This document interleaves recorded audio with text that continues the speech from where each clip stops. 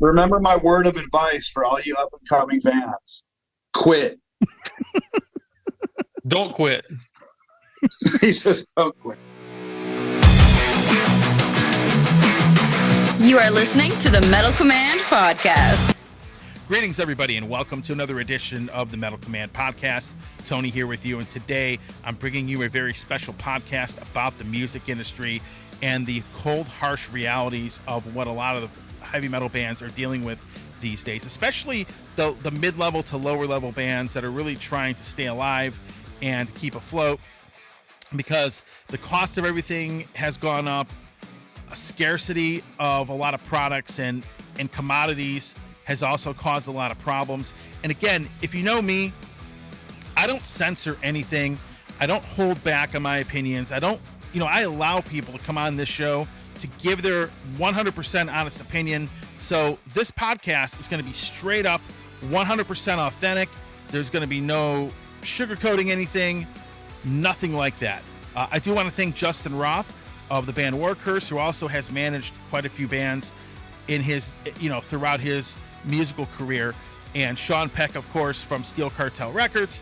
He was also in Cage, Three Tremors, Denner Sherman, Death Dealer, a whole bunch of different bands. But he has a lot of experience, especially from the merchandising side of things.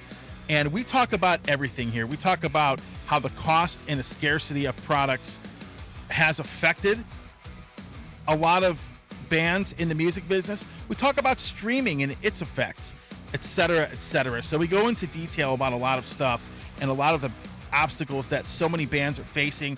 And hopefully for those of you that really aren't in tune with what's going on, it gives you a better understanding of why things are the way they are, why certain bands don't come to your venue, etc., etc. So check it out. It's going to sound harsh. It's going to sound pretty cynical. But unfortunately, this is the reality that we are living in right now, and I don't shy away from reality. So here you go, folks. Check it out. Leave your comments and your thoughts on what we talk about here. I'm interested to hear what all of you have to say. And of course, if you like what you see and hear on the channel, please hit the subscribe button and hit that little bell to be notified anytime I do post a video.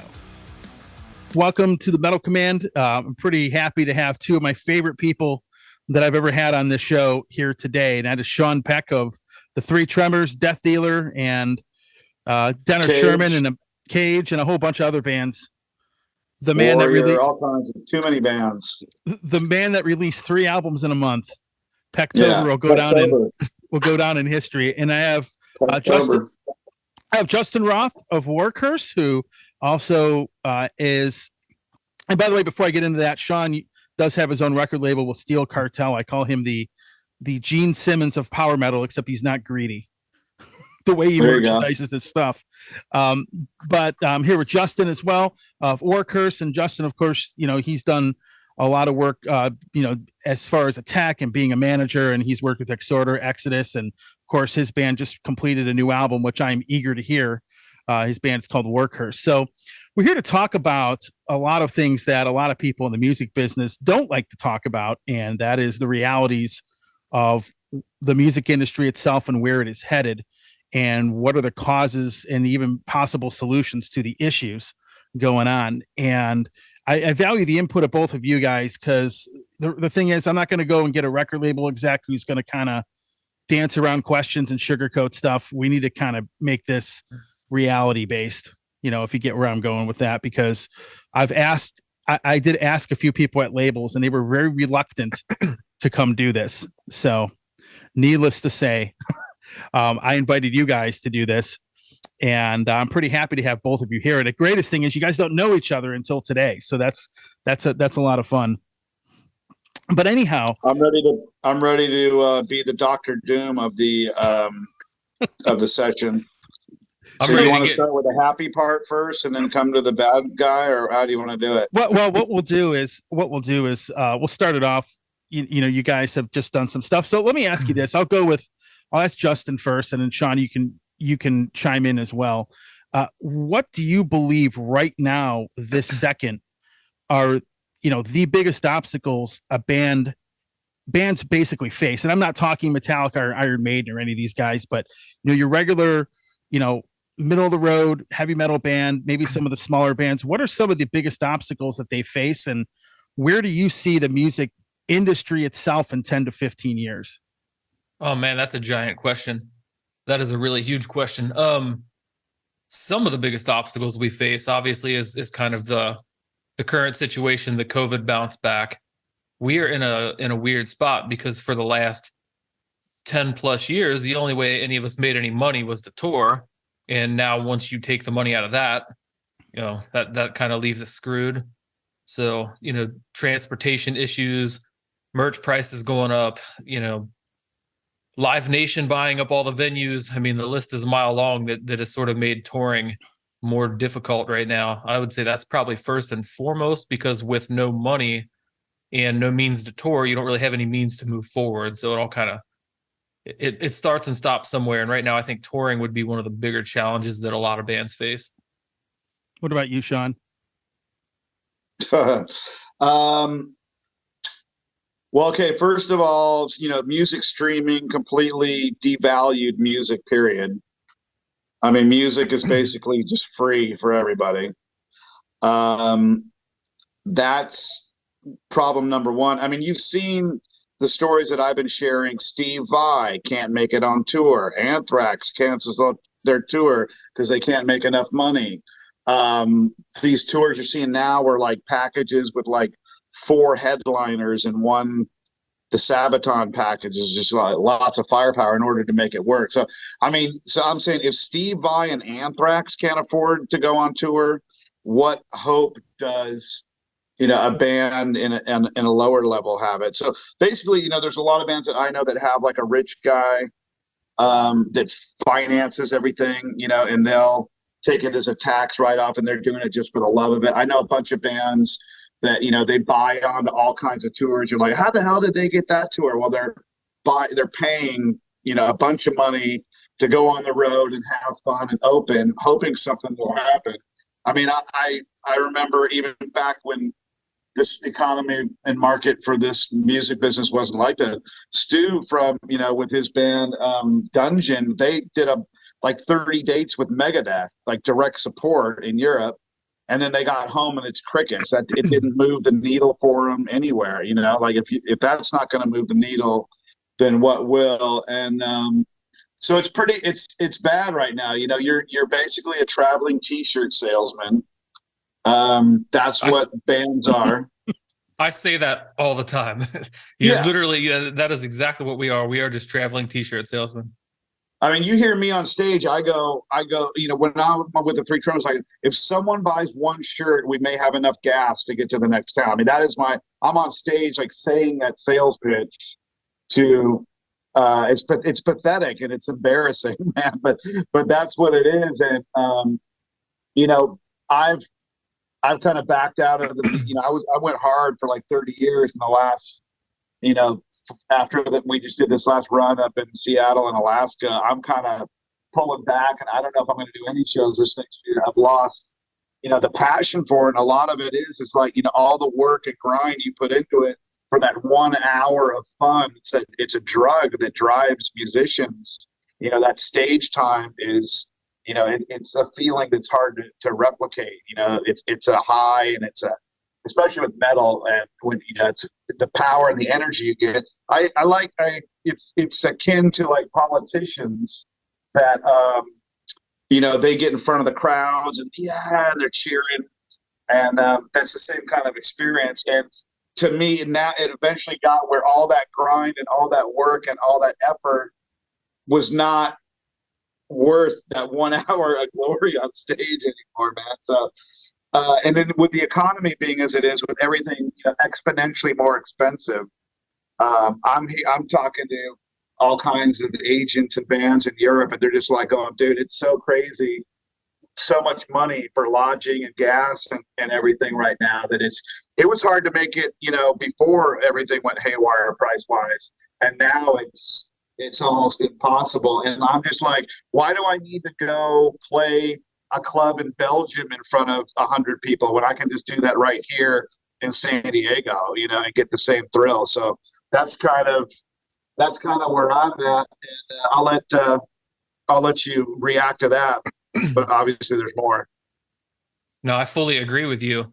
And the shit rolls downhill. So what has happened, and the reason you're seeing bands like Anthrax and some of these other guys, they've had to scale back the way they tour. So currently, like the number one thing that everybody is canceling over, and the number one thing that people are panicking over is transportation. So you've got ridiculous gas prices for sure, but worse than that is the availability of buses. So for one, when everything opened up, instead of spacing it out, instead of everybody kind of like strategically planning when to go out, everyone just ran right out the door. So everybody who sat dormant for 2 years decided to tour at the exact same time. Yeah. If you think about the cost of a tour bus, like one of those big double-decker Prius buses, one of the big legit tour buses. I mean, those things are $1 million to $2 million depending on how they're spec'd. If you had $1 million mortgage, which is essentially what that is, $1 million to $2 million mortgage, and these bus companies own 20 of these things, 15 of them, and they were not able to pay those mortgages for 2 years. Those buses sat parked, and they had to make those payments without recouping any funds whatsoever. Yeah. So anybody who didn't see this giant clusterfuck coming a mile away, it was not paying any attention. I said this was going to be a problem. So now what's happened? Now that the cost of buses has gone through the roof, and you've got supply and demand making the buses more in demand, bands like ours kind of get screwed, because now you've got bands like Murphy, other guitarist of Workhorse. He was just out with High on Fire. High on Fire is a pretty large band. You know, Matt Pike's a reputable dude. They were touring in a van, you know, and I think I think they were like a bus band, or at least a bandwagon band, and now they're in a van. So like bands like mine, now we can't even get a Sprinter van. Now we can't even get a van, a rental van. Are vans hard to find now too? Yeah, I mean, everything's hard to get right now, and when you do get them, I mean, they're 2 or 3 times what they used to cost. So like the Anthrax cancellation, I remember reading that, and it wasn't that they didn't want to do the shows, and it wasn't that they weren't going to make any money.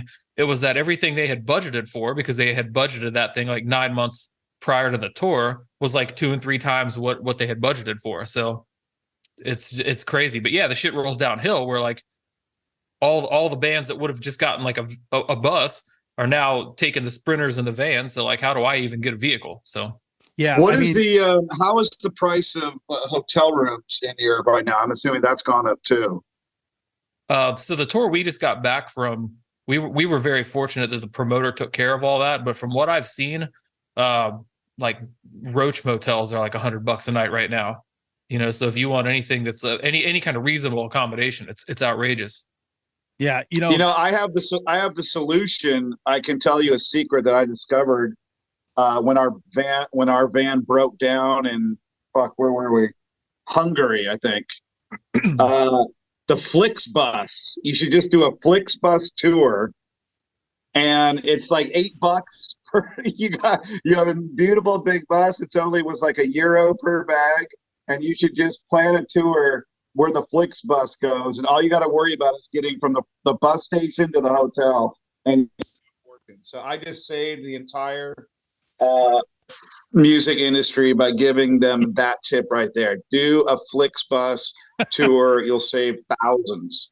Is that one of the like vacation buses? Am I going to be like riding around with like grandmas taking pictures out of the windows and stuff? Is it one of those? It's awesome though. I mean, they're super cushy buses. They got Wi-Fi on them and a bathroom, and we had a blast. We were just like, why didn't we just take this Flixbus? It was like $8 to get from Hungary to Vienna or something per person. It was like, and $1 per extra suitcase. We just loaded so much gear underneath there, and I think that's a creative solution, man. If you really want to do it, that's the way to go. That's awesome. I mean, modern problem, modern solution, right? I like it. Simple solutions. Yeah. And I had to throw that in there. Sean has an award-winning show called Simple Solutions. I teach you how to make a peanut butter and jelly sandwich, take out the trash, stuff like that. So let me chime in. Let me chime in really quick. The thing that's crazy about tour buses is that you used to be able to rent one of those things for about $1,000 to $1,500 typically on average. Now you're looking at $2,500 to $3,500 a day per day. Yep. They've almost they've almost tripled. And then when you talk about merchandise, Sean, I'm sure doesn't really want to talk about vinyl, but I'll give you an example. Vinyl record. I went and looked in my Amazon order history, and I'd order a copy of Power Slave by Iron Maiden. It was $18. And now if you order that same record, it's $40. And the price of merch has gone up. And then the thing that's a lot of things, Justin was, you made a very good point about all the bands trying to tour all at once, because that is a huge problem, because not only does that create an issue where, you don't have enough buses and enough, you need all this time to print up merch, and you don't have the factory capacity to do that. But then, everybody is suffering from the same kind of thing as far as inflation. Okay, I got 5 bands coming here this week. Which one am I going to go look? And then so what happens is these promoters get scared because they don't get the pre-sales that they think they're going to get, and they're not sure what kind of walk-up they're going to get. And that has caused a lot of people to cancel. Well, pre-sales right now across the board, and this almost canceled our last tour that we just got home from. Pre-sales were not good. And I mean, thankfully, Craig Lum, our manager, he stepped in and said the same thing. He's like, look, we just did a tour. The doors were great, but pre-sales are bad. Yeah. It's kind of common sense right now. Like, people are sort of living check to check. And if you can hold on to that money for an extra month or an extra 2 months or whatever, you're going to hold on to that money until the last minute when you have to spend it to get into the show. And if it costs you an extra $5 to get in, like, that's still like an extra month you got to hold on to your money. So pre-sales, on our tour, like, pre-sales were bad, the door was good. So I think promoters are maybe starting to get hip to that a little bit, but the promoter that did our last tour, he was a little spooked by it as well. So I think there's a lot of people that they put a lot of emphasis on the pre-sale, and I think they use that to sort of to judge how they think the tour is going to go, to like forecast money. But I don't know. I think that they're going to have to change the way they think about that. So let's talk about merchandise for a minute. And Sean does a lot of really great merchandising, Justin, that just crazy stuff. Like, you can buy the CD, and shirt.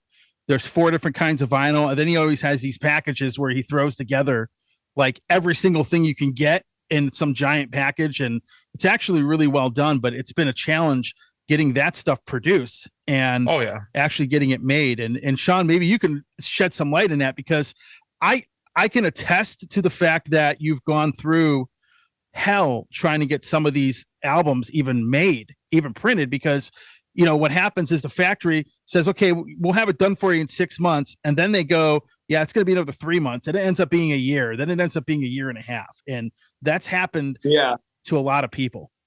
I just got the Three Tremors album finally, everything checked off with this new. I mean, I went through like 10 companies. Most of the companies wouldn't even take the business. They're like, we're not taking any new customers. We have too many orders. So that I went through all that after I fired the Canadian company Microform, because they were just horrible to work with, and shipping was 10 times more expensive out of Canada because of their bullshit. Again, I'm a proponent of invading Canada. I think we should free them from their the chains and shackles that have been placed on that country. Those poor people up there. Canada is a disaster.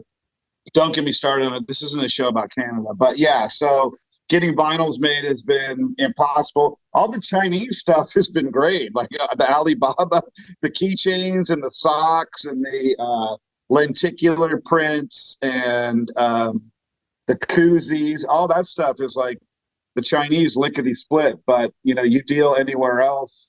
Right now, I'm getting the vinyls made in Sweden, and it's only because it's a friend of a friend that owns it that they took my business. Otherwise, you can't even get in the door because the vinyls are so backed up. And hopefully that gets better with the supply chain getting better. But I mean, everything is just on such an inflationary trajectory. It's weird. It wasn't like that 2 years ago. It's like something happened that changed. It's like, well, I don't know what happened 2 years ago. Taylor Swift. That's what happened.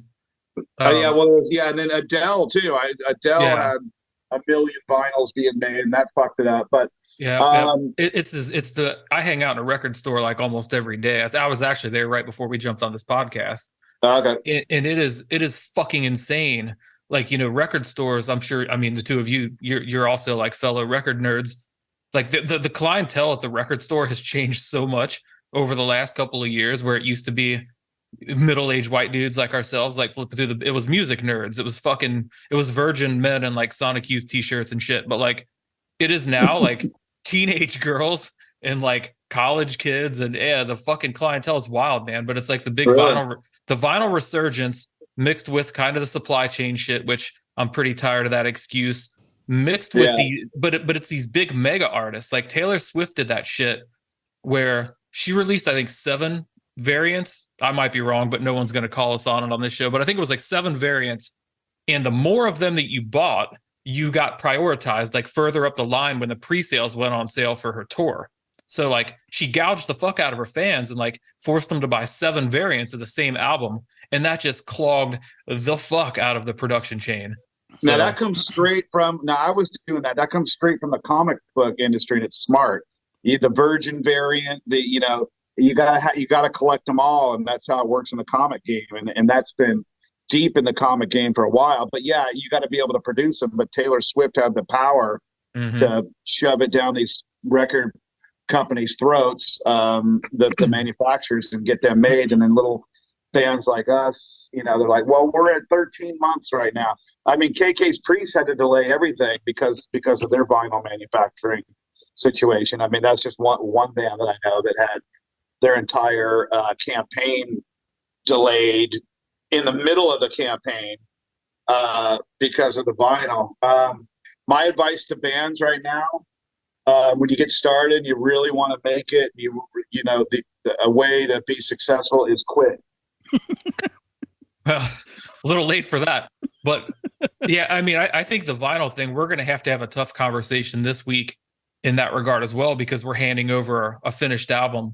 And so I'm signed to Metal Blade currently, and Metal Blade is telling me, and I'm sure I'm allowed to talk about this shit. I don't think this is any big secret because everybody's backed up, but it's like 9 to 10 months right now from like submission to like vinyl production. And that's like a best case scenario. So with this being February, 10 months from now is December. You guys both know you don't release a fucking album in December. Like you don't release anything. Never.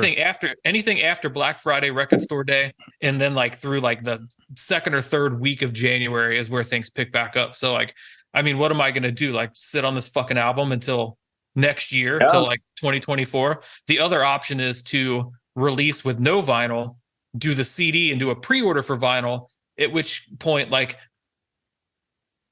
selling a 7 or 8 month old record that everybody's fucking streamed 700 times on Spotify that they're not nearly as excited about as they were the day it came out. So I'm forfeiting sales. So it's like, do I sacrifice the sales, or do I sacrifice 8 months of sitting around on my ass and I can't really get fresh tours and I can't get things going because I'm on a fucking 3-year-old album right now. So it's, one thing you can do is not put all your songs out on Spotify. Well, unfortunately, so you have to buy the physical, but at Metal Blade, obviously, ain't gonna play that game. Yeah, exactly. That's what I fought with. On my last releases, I only put the songs that were video releases on Spotify, and you had to buy the physical product, period, if you wanted to hear the fucking music. And the distributor, they yelled and screamed and yelled and screamed, and like, I don't care if I sell one fucking record. Like, that's how it's going down. I don't support the band and buy the physical product.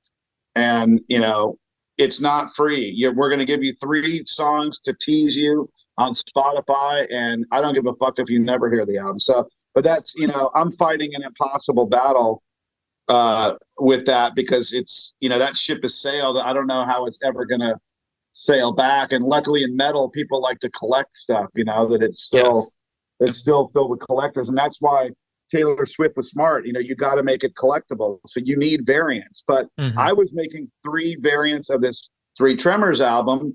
And then because of, the minimums and all this shit that this Canadian company was telling me about what it took to do a double vinyl, they needed a special printer to do a freaking double gatefold and all these crazy minimum numbers. I'm like, okay, well, fuck that. I can't make two variants now.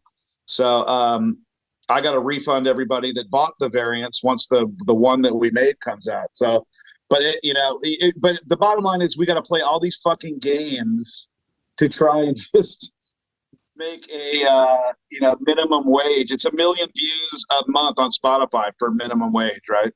Yeah, and we're not getting anywhere fucking close to that. But like, Million plays.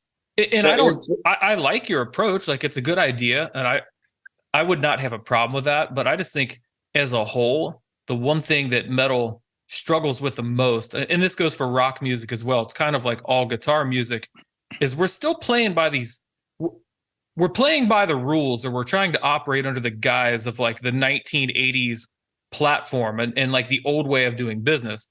But we're doing so in the confines of like this modern day hellscape that we're fucking stuck dealing with. So like, I think the idea of even doing full records is going to be fucking gone soon. Like, I have no desire. We just recorded 10 songs and a cover, and it took fucking forever. We had to write all those fucking songs. We had to fucking record all those songs. It was so much goddamn work. Where what are people going to gravitate towards? Maybe the 3 singles that get put out, the ones that get the videos, like you're saying. Those are the ones anybody's going to care about anyway. And then all those B-sides, those are for like our diehard fans and the nerds that are going to like listen to it one time and stick it on a shelf. It would have been easier just to write the 3 goddamn songs and just put out singles, which is what they do in pop music, which is what they're doing in fucking hip hop. They're doing in all these other genres so that the turnover's faster. They're keeping it fresher. And then once you've got some successful singles, you kind of do the Ozzy Osbourne thing where it's like, okay, we've got 7 songs. Let's put them on an album and sell them. So I think maybe we have to start thinking of different ways to release music, and also just the way we write and record music, so that we don't end up in this kind of archaic structure of like, you get a new album every 2 years, or you get a new album every 3 years. And then once you write and record it, you got to get in the fucking line and wait a year for the damn thing to come out. So really quick, I'm going to read off some stats for people that don't know. I have no problem with streaming as a medium. I don't like the way that they pay the artist. I'm sure you guys won't disagree with that. So right now, it's super convenient. I mean, you push a button and hear any song in the world that was ever recorded, like, for free. It's fucking great. Well, I'm looking at what they pay off per stream. I'm going to go through these companies. So Apple Music, okay, to make $1, you have to stream the song 125 times. Amazon, you have to stream it 249 times to make $1. Spotify is 314 times. YouTube Music, to make $1, you have to stream it 500 times. And then Pandora, you have to stream it 752 times to make $1. And one of the saddest things, guys, that a band told me, actually multiple bands have told me, because you'll see bands go on there and celebrate their Spotify lists and stuff like that. I've actually had this said to me in interviews. I ask them, what do you think about this? And they're kind of like, well, I'm okay with Spotify. At least they pay us something, where these other people don't. And it almost feels like you're settling for that, and you're not really trying to fight against that or try to change that. And that is, the business model of the way things are done now. The record industry, I don't know what it is, they're always late to do that. So let me give you, I went back to an old interview that I did probably like 12 years ago with Blackie Lawless from Wasp, and he pretty much predicted all of this crap going on. But one of the things he said to me was that the industry is still using this old business model that was invented in like the 20s. And, back in the old days, the way they did things, record labels used to be able to move very large groups of people, which was a lot easier because all you had was print, TV, and radio. That was it. I mean, there was no internet. And they're still working with this crazy archaic model to promote bands. And now what I deal with, so to tell you what's changed for me and from the promotional standpoint of things, is that, when I started this show, I would get, I would say per month, probably, I'd say about 15, maybe 20 albums a month would get sent out. And these labels would hire, they either had their own publicity guy, or they had their own publicity guy and they hired another publicist to do their stuff. Well, now each month I'm getting like triple that sent to me. And it's almost like these publicists, which are, a lot of them are very good. I've worked with a few of them for years, but there's so many bands, they're hiring these people. Half the time they don't even respond to an email within like days. It could be 5 days. So, the problem is that they haven't really adapted a business model to really to really help these bands out. And in a sense, what's going to happen is that now the future, let's say 10, 15 years from now, when all these big bands start going away, when, Iron Maiden's not going to be around forever, Motorhead's not going to be around for, I mean, they're gone, but they were a band that's gone. Ozzy retired. AC/DC isn't going to be around forever. Motorhead is definitely not going to be around forever. But you get where I'm saying, though. These bands, you're not going to see them again because the labels and a lot of these promotion people, they really haven't adapted to how to promote bands now. See, to me right now, my big thing now, I don't really care as much about the Metallicas of the world and the Iron Maidens of the world. Like, I'm getting behind bands now that are, just starting to, that are really good, that really aren't, I mean, they're getting a push, but, the labels like to put a lot of their money into the legacy act still. And I think that is going to hurt the future of the industry in 10, 15 years. Well, I know you and I talked about it probably 2 years ago, 3 years ago, whenever the first time was I came on your radio show. And I've been saying the same thing. I think this thing has a 10-year expiration date. Mm-hmm. When you look at the age of these guys. So like right now, the big four is sort of like the, kind of the gold standard in thrash metal, whatever. But like Dave Mustaine, 60 years old, James Hetfield, 60 years old, Joey Belladonna, 60 years old. All these dudes are 60 and they're still playing at a relatively high level. But are they going to be able to do that shit at 70? Like, do you think they're going to be, I mean, they can barely get through some of these songs now. And the thing is that in 10 years, when all these guys go away, and they will, Metallica doesn't have another 10 years. Iron Maiden sure as fuck doesn't have another 10 years. No. The industry has done very little. Forget about what happens when those guys are gone from a music standpoint. Who the fuck is going to fill a big venue? Who is going to headline a big festival? They have done very little to build the future headliners. So like you take a Download or like a Hellfest or so, who the hell is going to headline Hellfest in 10 years? Who is going to be big enough to justify, a trip across the world and all the expense involved in going to these festivals, all this money that these people rely on to keep this whole thing going? Like who's going to be left? Like Gojira and Arch Enemy is not big enough to like carry this thing. And I don't know. I just think it's going to be, if you enjoy big shows with big production, if you enjoy big shows in like amphitheaters and like big venues and arenas, like you had better get your fix now, because in 10 years, you're not going to see a metal show that sells out a room bigger than a couple thousand people. Like you're never going to get the big fucking pyro. You're not going to get the big, Metallica's got the crazy shit where the drones fly out of the stage and do the whole fucking thing. And the video cubes, like that shit is gone. Cause like none of us are going to have a budget to like do anything like that. Yeah. I think that's pretty that's pretty sad, but it's probably pretty accurate. All you have is Rammstein will still be there. Ghost, Sabaton, I don't know. Are they going to be arena level? I don't know. In Europe, maybe. Yeah. In Europe, maybe. Yeah. Amon Amarth, I mean, there's a handful of like bigger bands, but there's sure as fuck no like Metallica, Iron Maiden sized bands in the pipeline. No, not at all. No, and most of these European bands too, remember that they don't have the audience over here that they do over there. Yeah. Just the way it is. I mean, like Halloween will go and play like 15,000, 20,000 seat venue, but they come to the US, 500 people, maybe 1,000 at the most. I think they played in front of 2,000 in LA. So it's like, and it's more expensive for those bands to come over here. I mean, it really is. So it's a much different. The European bands, back in the late 90s, they never came over here. They basically played South America.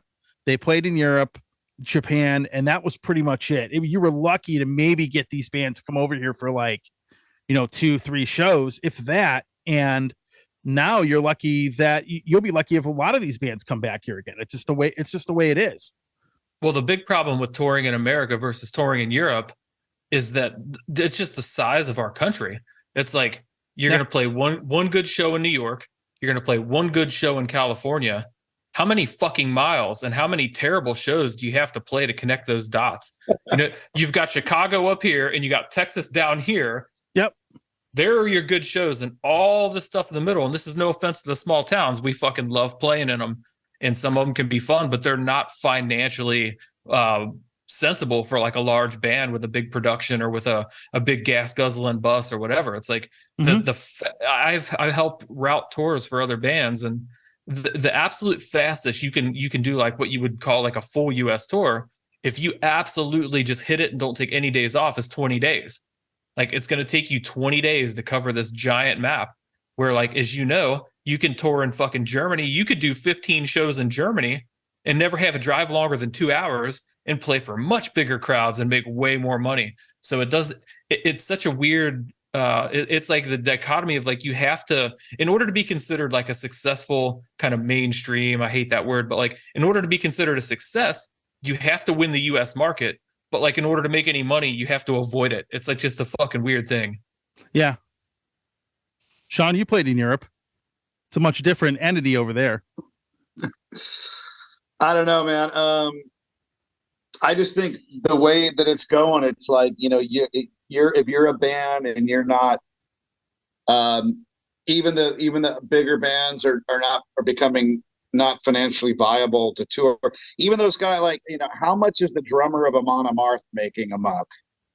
You know, how much money is he pocketing a month? Like, I'd like to see those numbers. Probably not much. So, you know, what it's going to come down to is like people that are listening to this and you're in a band and, you know, you're doing the club circuit or whatever, you got to just, you know, if you're going to grind on it, you got to do it for the love of it. And I remember when, you know, we first put Death Dealer together in 2013 with, you know, an all-star band. All the labels, they loved the album. Ross the Boss, we're a bunch of older dudes, and they go, we love the album, but we want the labels, and we want people that are willing to sleep in the van. That was what I think that's what Nuclear Blast said. And we're like, that's it, man. They want, you know, they want bands that will go, and you have to play 200 shows a year to hopefully catch fire some way and get where you can kind of get to the next level.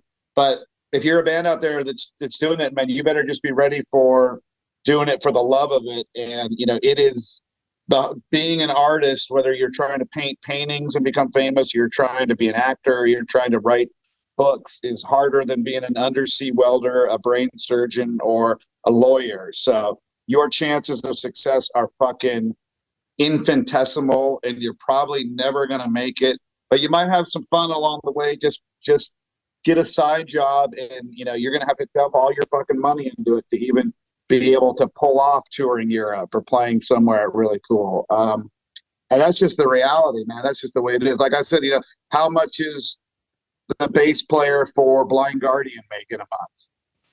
I have no idea.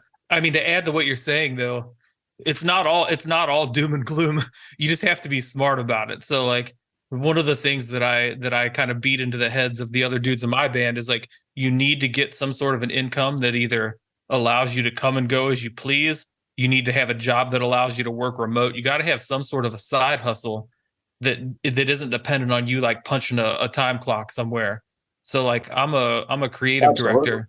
Yeah, like what I do for a living, I'm a designer, I'm a creative director. So like, my clients don't give a shit. Like if I designed their logo at 3 a.m. or at 9 a.m. and they don't care if I did it in a grungy hotel room halfway around the world. Like as long as the work's done, it's done. So you have to have something that's kind of flexible, something that allows you to sustain yourself, because obviously you're not going to make any money playing music for the first 15, 20 years, maybe, if you're lucky, if ever, you know. So you got to have a safety net in place if you want to do this. Well, you got to have a safety net, but you also have to have, you know, you need to go in with you go in with, it's all, you know, enthusiasm driven, this shit, you know. You got to be totally fucking into it and be having fun. And that's one of the things you combat, you know, because I've been the money guy for all these different bands, and you combat where like there's the one guy who's like flipping the bill and the one guy who's working harder than everybody else. And then the guys that aren't working that hard might start complaining that they're not having a fucking good time. And you're like, dude, you're not even fucking doing anything. And now you're complaining on top of that. So that fucking sucks the life out of the enthusiasm and the fun part. So there's a lot of things to juggle, you know, if if you're going to tour and just eat shit and, you know, barely make it, you better make sure you got some road warriors that are your bros, and that even when shit's going bad, you know, you're fucking just laughing with each other, because the camaraderie and the metal fans and shit is what makes it enjoyable. Because you gotta, there's those 23 hours that you're not on stage, man. That's the time that's crucial to be enjoying, or you'll just say, fuck that. What am I fucking killing myself for? It's not for the money. That's for damn sure. You got to have fun with it, or fucking don't even start. You might as well have just called my bandmates out by name. Like, and that's why, like, I'm the grumpiest motherfucker in the band, because I'm the guy that does everything. So, like, yeah, I try to fall on that sword so that they don't have to. Like, these dudes just get to show up and do the fun part. But yeah, it's like, aside, let's even take the touring out of it. So, like, you just opened a can of worms here. Aside from like the thankless fucking long hour job, the 23-hour a day job of doing the touring, just to get to the touring, how many fucking hours do you have in getting a band off the ground? You know, how many hours do you have in dealing with all the bullshit, all the dealing with management, dealing with the labels, writing the shit, scheduling rehearsals, all the logistics, all the fucking promoting and social media bullshit that we're expected to do all day, every day. It's a 24-hour a day gig, you know? And I mean, I'd hate to guess how much money I've sank into this thing, how many countless fucking hours I've spent designing shit, from posters to fucking merchandise. I own a screen printing company. I print most of our merchandise. You know, the list is a fucking mile long of like just the shit sandwich that you just fucking constantly consume in order to do this thing. And yeah, that's where I am in my life. So like, we did this tour, and I'm like, there wasn't a tour, like 5 shows, Alaska, Seattle, you know, the little West Coast thing. And I'm just like, man, how much fun did I really have doing this? So I don't know. I've become super jaded, man. And like my passion, I've been grinding on it 30 years straight, like hard, like you, man. Like the designs, the fucking the money, the booking, everything. And I've finally reached, I think, maximum overload, where I'm like, man, I don't know if I'm enjoying it. And now I'm totally into these comic book conventions and this whole comic book game. And so that's kind of like a band thing, because there's a real creative side to it, and then there's a whole fucking community scene. And so I've got now this other thing that's like taking that same kind of passion away from music, and I'm in this game. It's kind of replaced it, and I'm like, oh well, fuck, I'm actually making a shit ton of money at this comic book thing, and I'm enjoying it. And then when I do these live streams on this platform called Whatnot, which is great for buying vinyl if you need to get vinyl, I get to kind of perform in a way, because I'm doing a live stream and I'm just making fucking funny voices and talking shit and creating havoc. So I'm actually kind of getting to perform, but I'm like, man, I don't know how, you know, I have a couple albums done for Death Dealer, and I've got to finish this Cage out, but I already farmed out the Death Dealer album to a label, going, you know what, you want to put it on fucking Spotify day one? You guys handle it. I'm not fucking going to do all this work and spend all this money on publicists. I mean, what I've been doing, the publicists make all the fucking money, dude. All the money I'm paying these fucking dudes. And like, you know, we get interviews. I'm like, I'll go to this interview and I'll see that like it's got like 4 likes on Facebook. I'm like, how many did anybody even read this fucking interview? So it's I don't know. Everyone's got their own tolerance level, and it reaches. I used to make fun of the tribute bands, you know, and all that shit, how fucking lame it was, and that they've given up. But that's really now, I can kind of see it. Like, hey, you still get to perform and enjoy the performing part of it. You're actually getting paid, and people show up without you having to beg every one of your fucking friends to buy a fucking ticket from you. So I don't talk shit on the tribute bands anymore, because I might do a Judas Priest one just for the fun of it, so I can still get out there and play. I don't know. Yeah, I mean, I fucking hate them. I think they're a cancer, but like at the same time though, like I'd be fucking absolutely lying if I didn't say like I understood why the fuck they do it, you know? Yeah. The only thing, these tribute bands, the only thing, just don't become one of these fucking dickheads who thinks he's a rock star because he dresses up like fucking Angus Young for a fucking hour a week. Like I hate these. I hate these fucking I hate these guys even with Joey a passion. Belladonna's in a fucking tribute band, dude. Look at that. Yeah. The singer of fucking Anthrax is. Yeah, Zetro's in an AC/DC cover band, AZDZ or something like that. Yeah, I mean, I didn't know that. yeah, he does. I mean, he's just a super fan. Like he just loves them, so he does it for fun. But like, yeah, I mean, we have unfortunately we've had the displeasure of like sharing the stage with some of these tribute bands while we were kind of on the come up. And there's nothing worse than some dickhead who thinks he's James Hetfield, and it's like I see that fucking Epiphone motherfucker. Like you know, you can put on the black shirt and the wristband, but like you didn't write this shit. You're walking around here like you're hot shit, but like motherfucker, you're not. You know. Well, I've already, had my successes with original music. So at least I'll be able to walk around like I'm the big shit because I did other shit. If I pretend that I'm Rob fucking Halford over and over, I think I'd be probably the best Rob Halford impersonator fucking out there if I really put my mind to it. We did a show, that ultimate tribute show, at the Whiskey that they do, where they have all the ultimate jam nights, and they have all these name guys go up there jam. I've done a few of them. They had a Judas Priest night. I went up and sang fucking Painkiller and I think Free Will Burning, and there was 5 other Halford tribute fucking guys there. There's 5. I was the 6th one. I was the 6th Halford, and I'm just looking at all these dudes, and I'm like, I'm just like shaking my head at these fuckers. And the one guy walks around as Bob Halford, like he's like, that's my name. Yeah, and I fucking smashed them all, just so that you know. Well, we had a night in Cincinnati a few years back, right before COVID. I posted about it. I was just laughing my ass off. We had 3 Metallica tribute bands playing in our city on the same night, and I was like, "Oh my god!" Different venues, not even the same venue. There was 3 different shows. It's like, god damn it, God! Like Metallica had just come through like a month prior, like the real Metallica. It's what the fuck what do I need all these tribute bands in my life for? But my buddy's got he sells shirts that says "fuck your tribute band" on the front of it. I need one of those. Send me a link. I'm telling you, I'm in the fucking I've lost the battle. Fucking up. I'm going to sing a fucking Judas Priest fucking tribute show. I just got offered a gig in Mexico to do one. And we're like, fuck it, dude. Let's go down there, because we learned all this shit already, because my band's the backing band for Ripper when he comes out here, and the Three Tremors. So we already know all these. I would rehearse with them for them to get ready for the Ripper shit. So we already know all these fucking songs. We're like, fuck it, dude. Let's just fucking play a set of the shit. One night we did the last Cage show we did 4 Cage songs, and then we did like 8, fight and fucking Priest songs just for the fun of it, fucking around, and the fucking place went nuts. And we're like, god damn, this isn't too bad, dude. Well, I just got back from Mexico, actually. I would highly recommend. I was going to say earlier when we were kind of talking about the troubles of Europe, like, just go to Latin America. That's like the new Europe. Like there's money to be made. The fans are fucking great. The travel's cheap. The accommodations are cheap. So yeah, like that's actually, I would highly recommend that you do that. Yeah, I've done a lot of Mexico tour. Mexico's, I always put on record, my favorite place to play. It is, I'm man. right down here in San Diego, so it's like a fucking hop, skip, and a jump. But yeah, as far as the overall situation, dude, like, I don't know, man. The streaming, the devaluation of the music with the streaming platforms is a humongous part of it.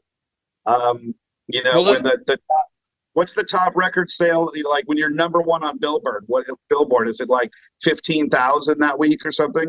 It's something super low. But let me ask. I'll pose you this: if indeed that streaming has killed music and all, how do you explain the fact that other genres continually make new millionaires, new stars? Why is it that it seems to be a problem in our genre and not in the others?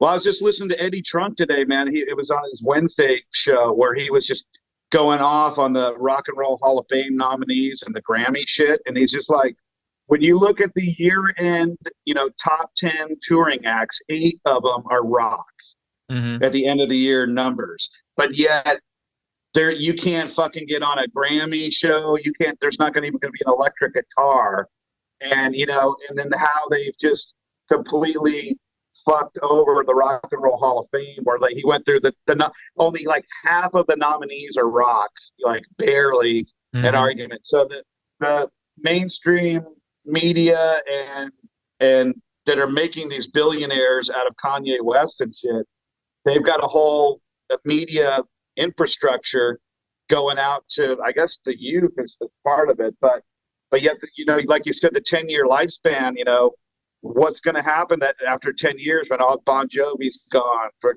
Metallica and they're all in the fucking dust, then where's the rock millionaires? They're not even they're gonna have the Foo Fighters, fuck. And I mean, hell, Dave Grohl's well into his 50s. I mean, it's not like he's a young man. Yeah. So, the market like, always adjusts and adapts. I mean, there'll be people are going to want live music always.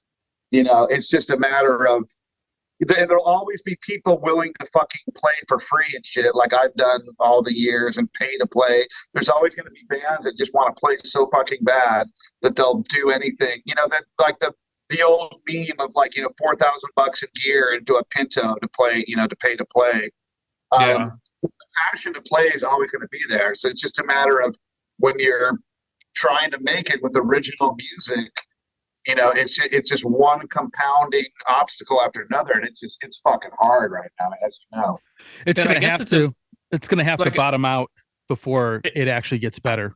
You brought up a couple of things that I think we should talk about. Which one is this pay to play thing? I was on the Heavy Business podcast the other day, and they edited one of my comments out, so I'm gonna say it here.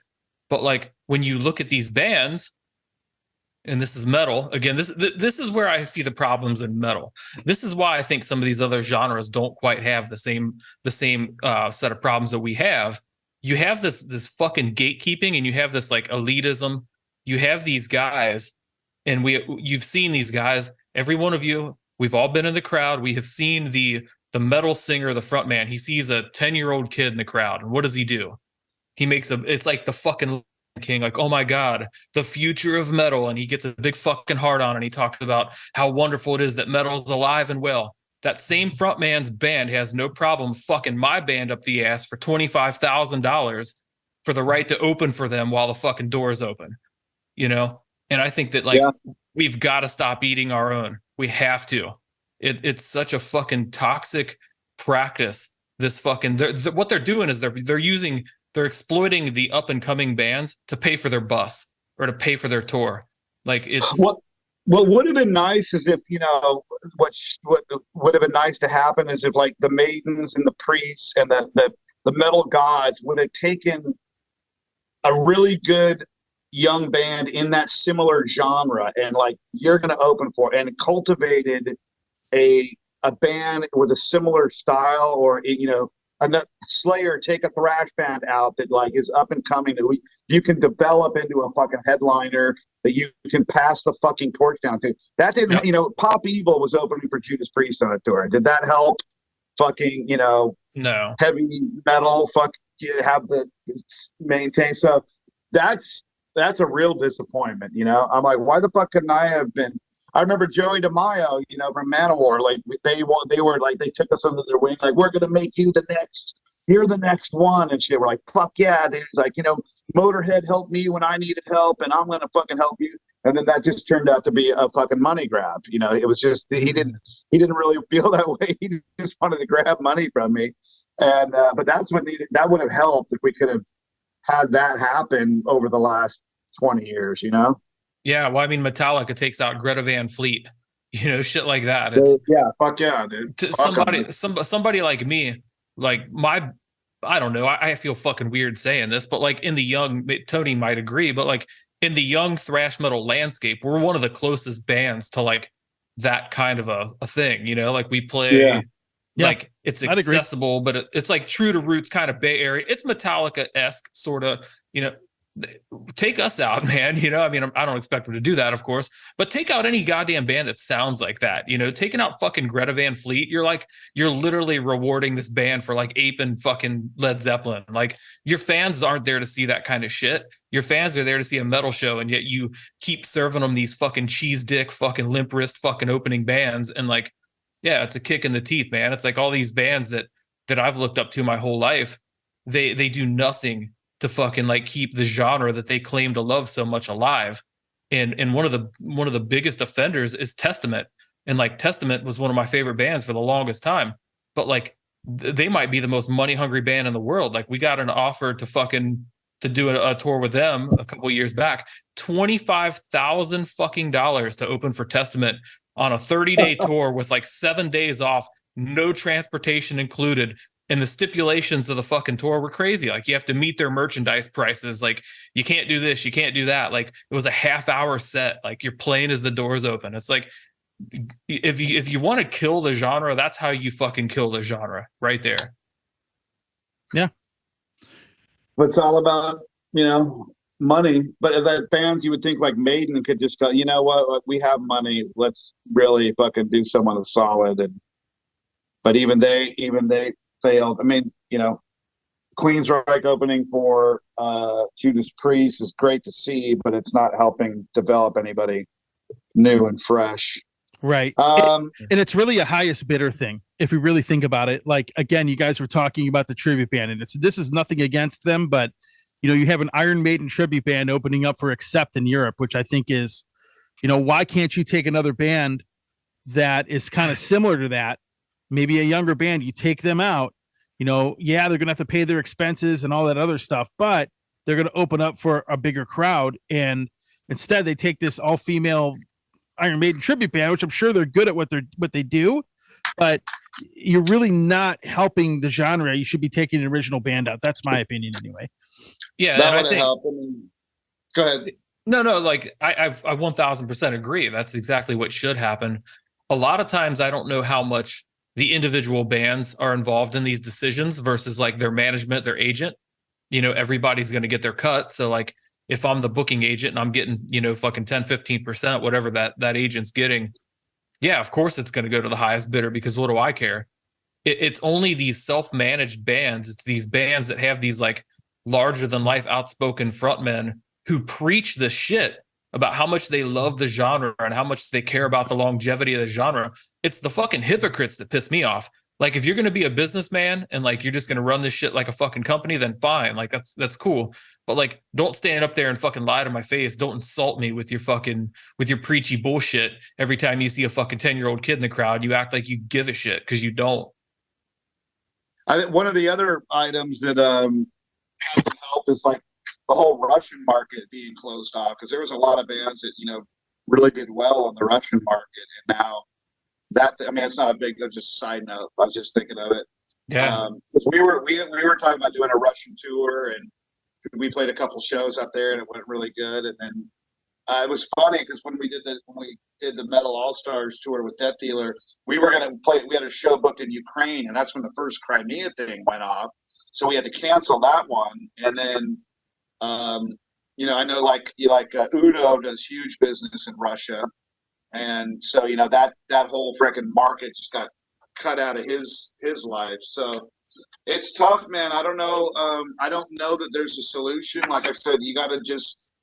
If you're going to do it and you're going to dedicate your life to it, make sure you find a way to enjoy every aspect of it, because I got to the point where I've stopped enjoying it over the last year. And I'm like, man, this is just, I got to, but the people that can just show up and get on stage and play and then get back, go to the hotel room and get back on the bus, I never got to experience that. So I'm sure that's a big kick in the pants to be able to do that. But when you're booking it, handing out everyone's hotel keys, which is what a lot of 99% of the bands got to do. It's like it's a do-it-yourself project.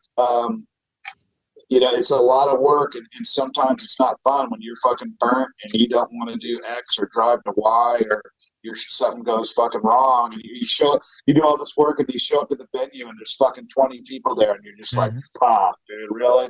You're always showing up hoping that there's people in there, because it's all that work just to have that buzz, and the buzz is when there's a decent crowd. And some of those nights when you're in whatever town and there's the crowd's limited, you're just like, now I got to find a way to have fun in front of these 20 people, which some of the funnest shows I've done have been in front of 20 people. So, just if you're listening to this and you're new, man, get ready for a fucking, Yeah, I think bands like ours, we came up in the era of like 20 people.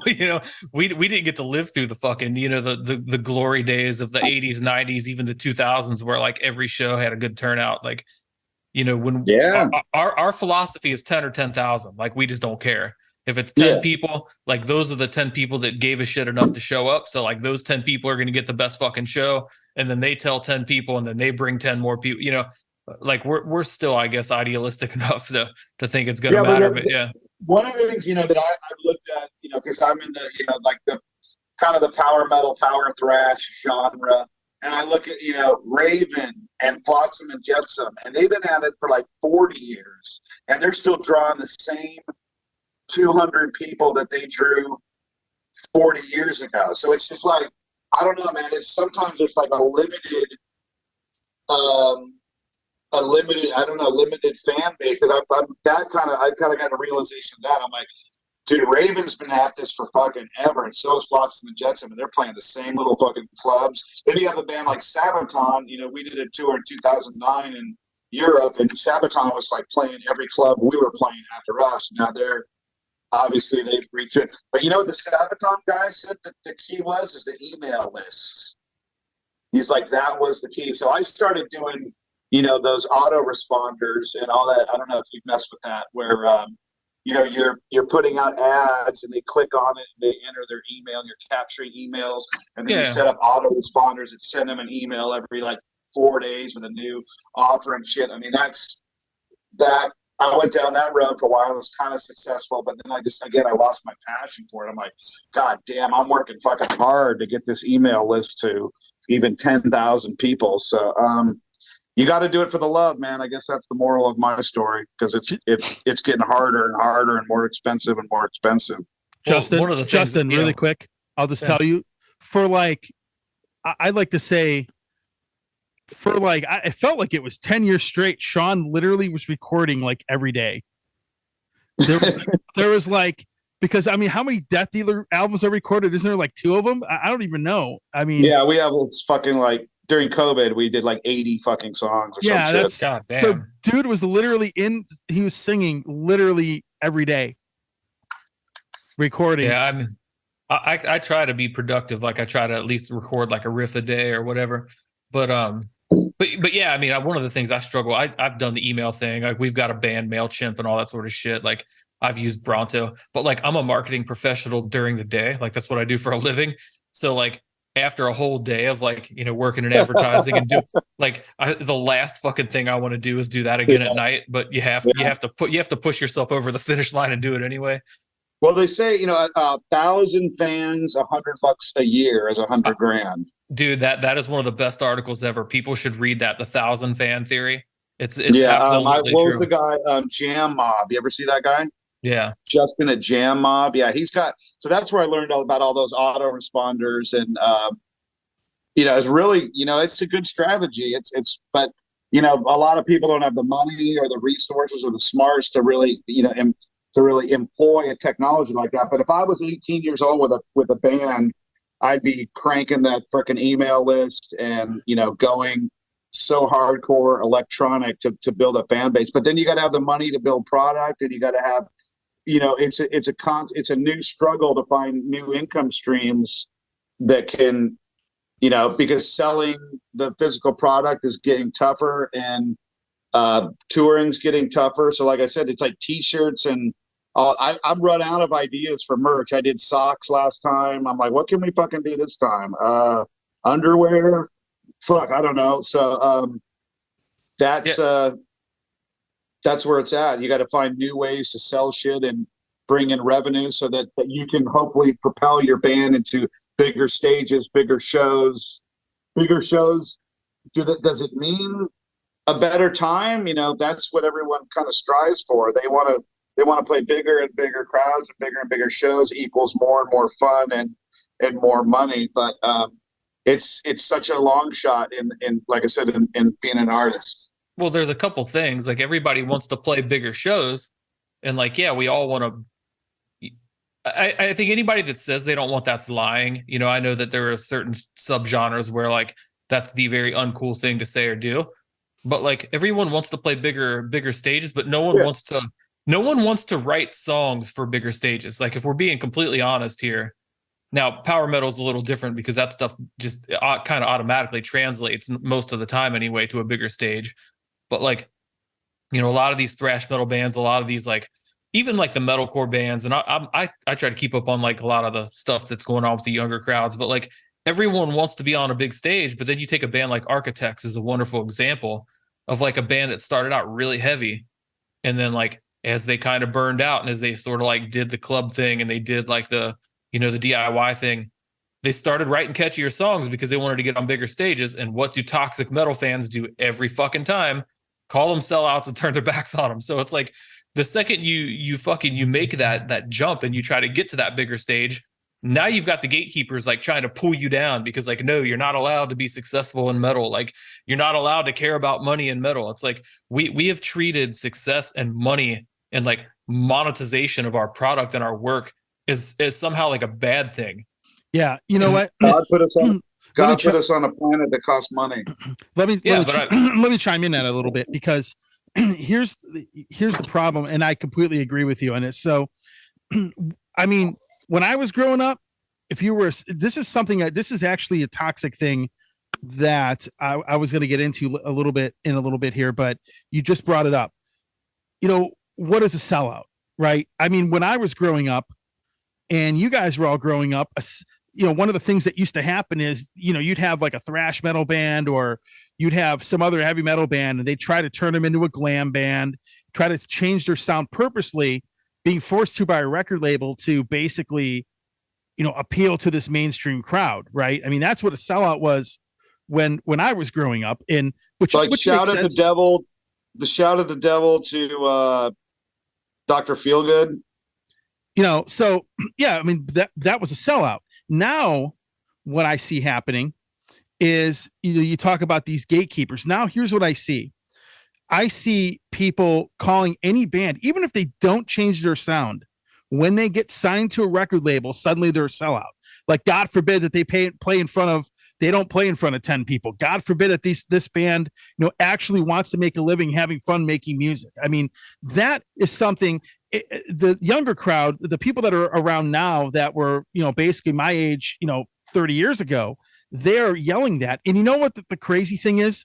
When I look at these threads and when I look at the people in them and I start clicking on profiles, there is one common denominator that seems to be the most prevalent. And this seems to be the people with the loudest voice. They're always virgins. Some kind of musician that has not had anywhere close to the success of the band that just got signed. And, they always say hate comes from below. I mean, that is totally true. I mean, hate comes from below most of the time. And a lot of these guys, they get jealous, and instead of working harder to get really good, to get to that level, they take that effort and time to bash that actual band. And that is a huge problem. And you don't really see that. Like, if you go to this is why I say the road with heavy metal is a lot harder, because, people that do country music, people that do pop music, they don't really deal with that. But heavy metal is a little bit different. You got to do it for longer. You have to, the competition's more fierce, and people are just, you get this jealousy factor that, oh my God, you get signed to Nuclear Blast, you're a sellout. That's without them changing their sound. And, I think record labels realize that when you make a band want to make them change like that, it doesn't work. So, obviously your band and your logo and all that stuff is pretty much a symbol of what you are. And they realize, okay, marketability wise, we have to market them the way they are. Right. But now people get pissed if you play, even if you go to Europe and tour, you're suddenly a sellout. Like, and that I see a lot of that in threads, and that didn't exist back in the day. Bands would always prop each other up in their thank you lists. They list out bands. That was kind of like the early version of the internet, right? Where you would promote other bands in your thank you list because you didn't have the internet. Early hashtag. Yeah. Early hashtag, right? Like you open up, like I open up Peace Sells, but Who's Dying by Megadeth, and you hear thank yous, and there's like 10 bands listed in there, like Metal Church is in there, and there's a few other bands in there that were pretty significant. that they listed. And that's what you did. You were helping each other out. We don't have that right now. Right now you have a lot of cutthroat, very jealous individuals. And that is the problem that we have right now. Yeah. I mean, we caught a decent amount of hate. Like, it's sort of like for every rung you go up the ladder, you know, it's like you graduate to touring and then like you get some haters because you're touring and now you're too big for your hometown and, you know, you don't play the same local dive bars like, you know, 4 times a month anymore. And then you sign to a decent label and now you're a sellout. You sign to a bigger label and then it's like, oh, it's all over now. You know, for every step forward you take, you get the more and more of these haters. What I find interesting, like your observation is spot on. I agree with you. It's almost always these like washed out, like almost made it kind of guys that are bitter and want to shit on anybody who like does better than them, whether it's trolling or whether it's honest, whatever it is. Like it's just malicious, toxic bullshit from these like never were bins. And then like the other thing that I find weird though, and again, like this is kind of keeping up with like the younger generation.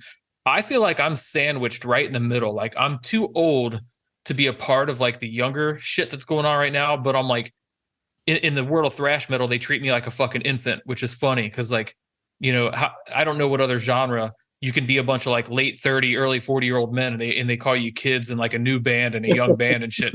Like in any other genre, we're already fucking done. Like we're too old, you know, like I can't go start a fucking pop punk band right now. Like they'll put me on a fucking watch list. But the young metal scene, like this whole like there's a whole scene that like probably most of the people listening to this like aren't even aware of, you know, these bands like Monuments and Wage War and like Architects and all these, you know, Bring Me the Horizon and all this shit.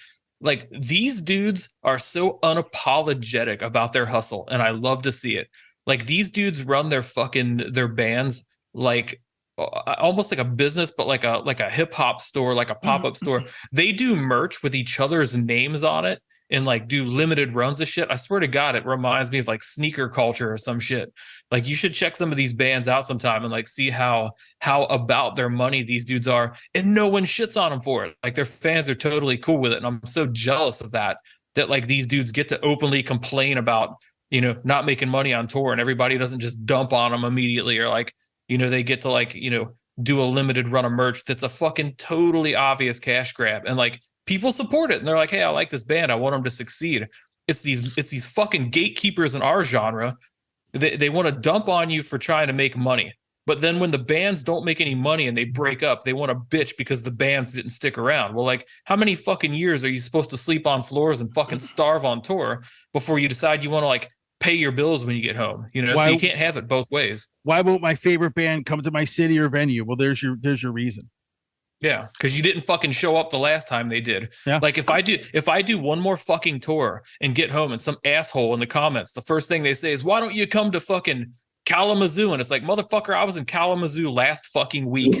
Yeah. Ripper loses his mind about that shit. He's like, it's on fucking 5 different social medias. I was just fucking there, dude. Are you feel like you're not trying hard enough to leave? That young band crossover marketing and shit. I'm pulling a lot of the comic book industry is heavy into all that shit and making these. There's like comic book like celebrities that are just influencer guys and they're doing exclusive covers and they're putting all 3 of their names on them and like, so there's a lot that I'm learning from the comic game that can be thrown right into the metal game as far as merchandising.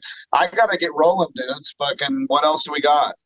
Yeah, well, hey guys, you know, I do thank you for coming on. Very, very fun discussion. I just want to throw in with the Ripper thing. I remember when you guys came and played in Akron. And like the day after, someone went on, hey, when are you going to play in Akron? Like when you were the day after. It's so funny. He doesn't want to play Akron, and then we go play it, and it was like the best show of the whole fucking tour. I'm like, dude, this place was packed. Like, and why don't you want to fucking play here? It was awesome. Yeah, but anyway, guys, I thank you for coming on. It was actually a very fun discussion. And yeah, it was good. Nice to meet you, man. Absolutely, man. It was a good time.